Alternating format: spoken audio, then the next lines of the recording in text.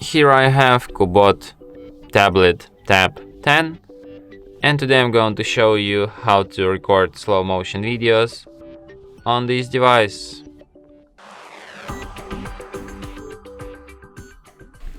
So firstly you have to open camera, then switch to the slow motion mode, and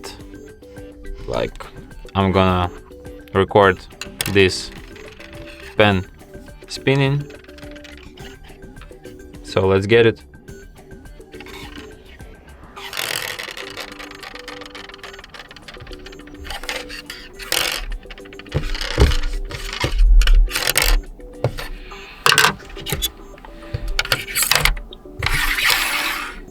Okay, we have it. So now let's check out how it looks like. So here we go. So as you can see on this video, I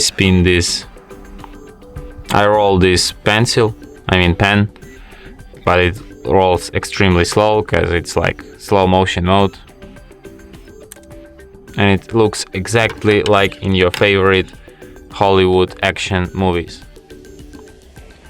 Just insanely cool. Unbelievable. So yeah. And that's it. Thanks for watching.